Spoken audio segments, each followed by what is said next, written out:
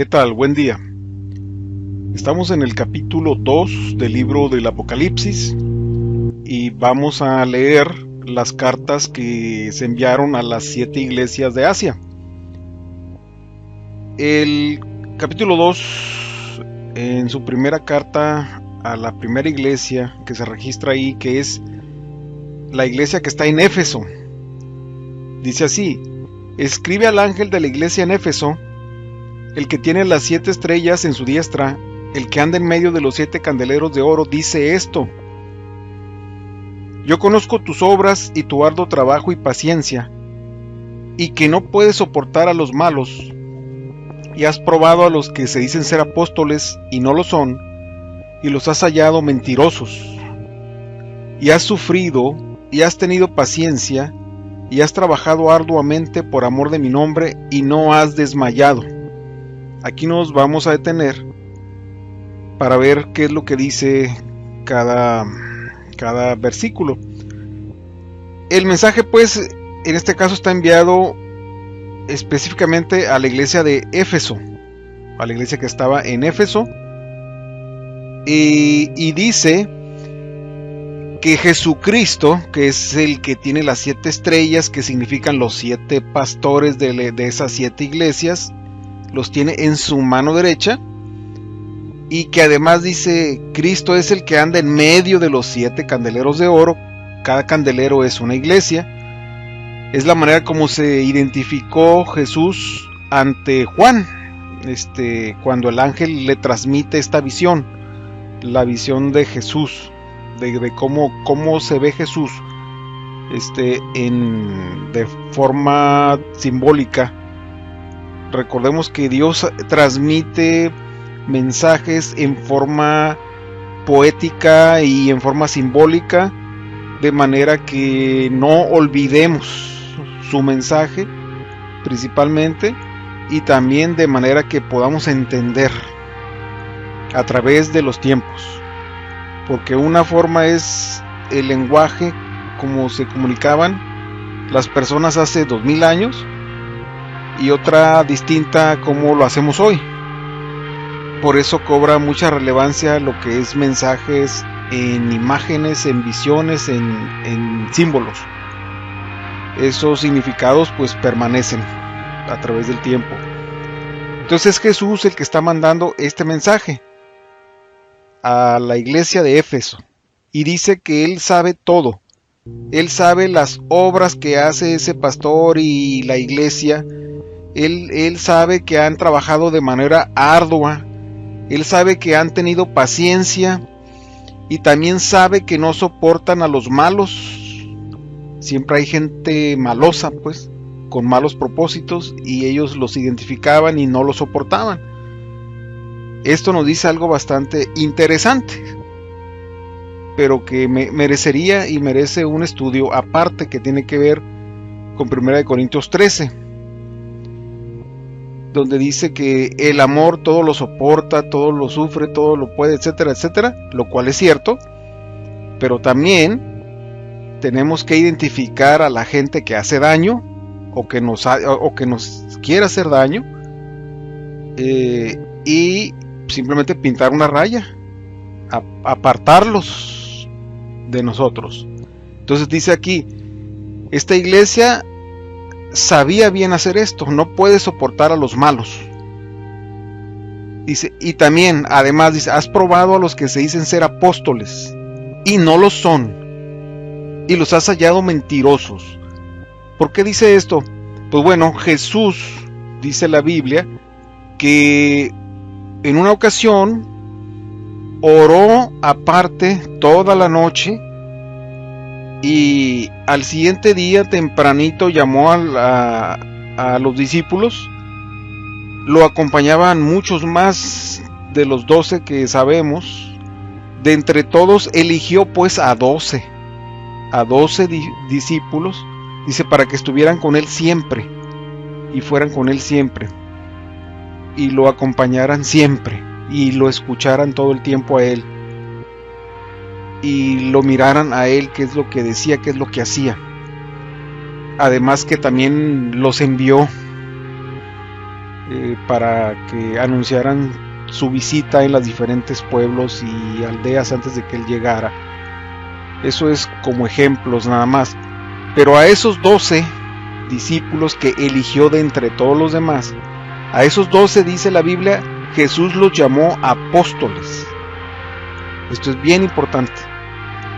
No tenemos registrado que Jesús haya llamado apóstoles a ninguna otras personas, excepto a Pablo, a Saulo de Tarso, pues, que por el encuentro que tuvo personal con Jesús en su camino a Damasco, él supo que fue nombrado apóstol o instituido apóstol también por Jesús, de una manera, digamos, tardía en el sentido de que no fue en el mismo año o en la misma época en que los 12 apóstoles fueron instituidos, sino fue años posteriores. Entonces, salvo los 12 y Pablo, a nadie más se le llama apóstol. Sin embargo, había hombres que sabían que Jesús había instituido apóstoles para que fueran sus testigos personales ante el pueblo, ante las demás gente, hasta donde llegaran ellos, pues, y que tenían además ciertas características especiales, como eran el que Jesús les dio autoridad para sanar enfermos de todo tipo de mal, y para echar fuera demonios, y sobre todo les mandó predicar la buena nueva de la salvación y la vida eterna y el perdón de pecados. Entonces, ser apóstol se consideraba algo, desde luego, muy especial. Entonces, las características de un apóstol, pues era que estuvo con Jesús, conoció a Jesús personalmente, y además tenían esa autoridad y ese poder de echar fuera demonios, de sanar enfermos, limpiar leprosos, y sobre todo lo que es la oración y la impartición de la palabra de Dios.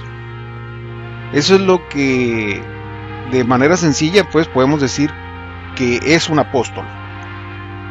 Y había otros tipos que intentaron hacerse pasar por apóstoles de Jesús. Entonces, en esta iglesia en Éfeso pusieron mucha atención, y al llegar gente con ellos que se hacía pasar por apóstoles de Jesús, pues ellos los ponían a prueba y los descubrieron como mentirosos. No lo eran. Entonces, esa es algo que Jesús le está señalando. Dice: has probado a los que se dicen ser apóstoles y no lo son, y los has hallado mentirosos. O sea, eso es algo bueno, pues. Digo, algo bueno que practicaba la iglesia que estaba en Éfeso. O sea, de estar alerta, de no dormirse, pues. Entonces, algo que ha pasado posteriormente es que muchos varones, mucha gente, se ha querido poner la investidura de apóstol. Y hay inclusive doctrinas elaboradas, conjuntos de enseñanzas elaborados, para demostrar y hacer creer a la gente que todavía el día de hoy, en siglo XXI, hay apóstoles. Y sin embargo, no es cierto eso. Los únicos apóstoles a los que Jesús llamó apóstoles, recordemos, Jesús es el que está hablando aquí, y dice, resalta una de las cosas buenas de la iglesia en Éfeso: has probado a los que se dicen ser apóstoles y no lo son, dice Jesús, y los has hallado mentirosos. Entonces, no había más apóstoles más que los 12 y Pablo. Es todo, ¿sí? Nada más. Y ni más ni menos por una característica especial. Conocieron a Jesús personalmente. Entonces, es importante esto. El día de hoy, todavía hay hombres que se hacen pasar por apóstoles. Y hay doctrinas que elaboran ex profeso para lavarle el coco a la gente. ¿Sí? Y hay gente que se la cree. Hay congregaciones enteras que ahí están y se la creen. Que sí, el apóstol fulano de tal va a venir tal día. Y hacen anuncios como si fuera a venir Rod Stewart o no sé, Vicente Fernández. Ustedes pónganle el nombre del artista que conozcan. Pero la realidad es que no hay apóstoles. Ahora, en este día no hay. En esta época no hay, señores y señoras, muchachos y muchachas. No hay. Los que hay son los 12 apóstoles que Jesús eligió después de orar toda una noche, y Pablo, que era Saulo de Tarso. Pablo. Ellos son apóstoles. Apóstol quiere decir enviado, pues, enviados personalmente por Jesús. Muy bien. Alerta aquí, pues. Y luego dice, y has sufrido y has tenido paciencia, y has trabajado arduamente por amor de mi nombre, y no has desmayado. Muy bien.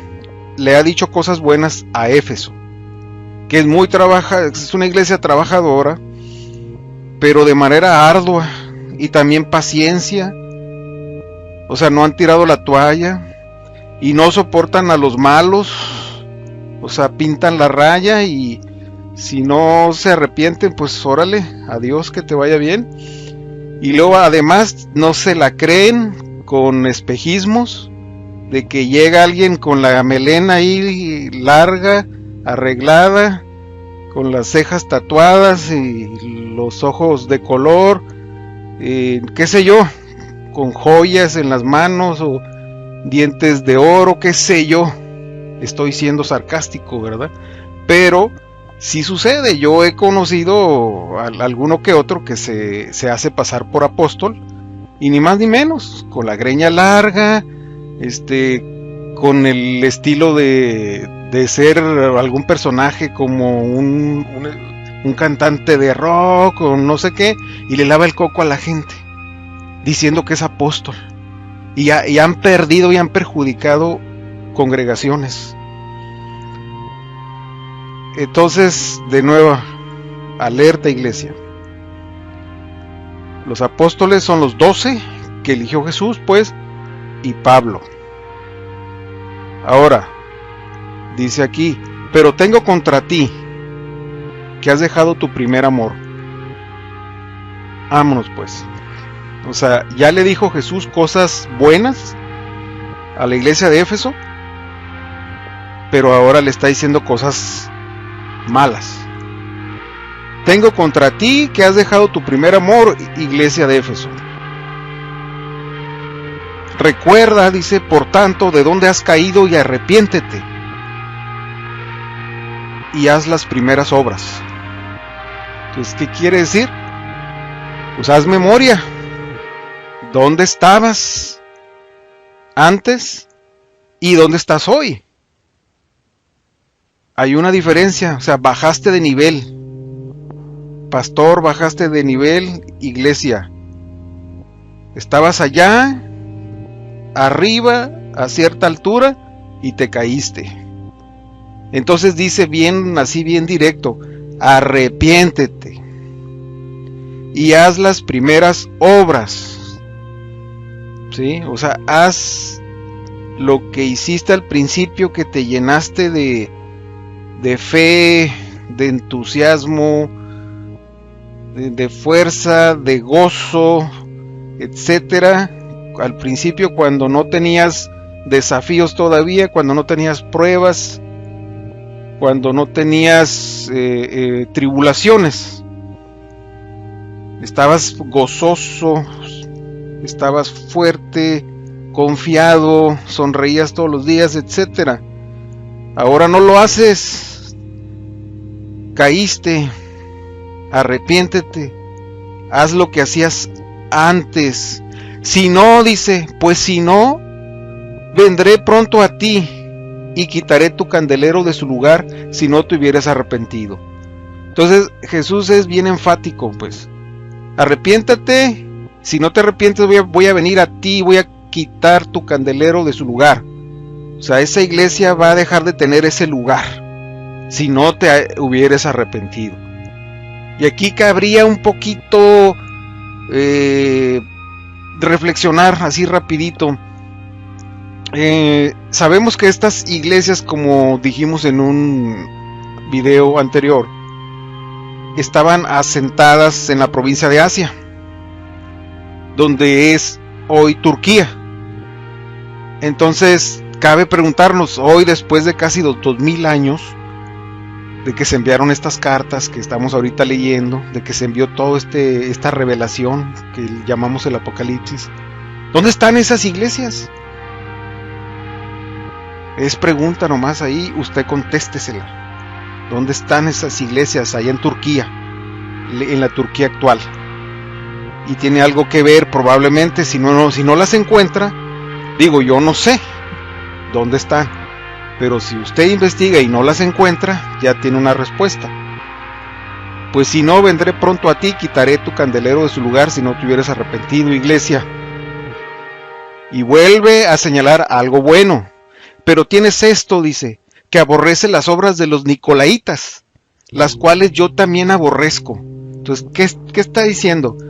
Pues tienes esto bueno todavía por añadidura, mira. Tú aborreces las obras de los nicolaitas y yo también aborrezco sus obras de estos tipos.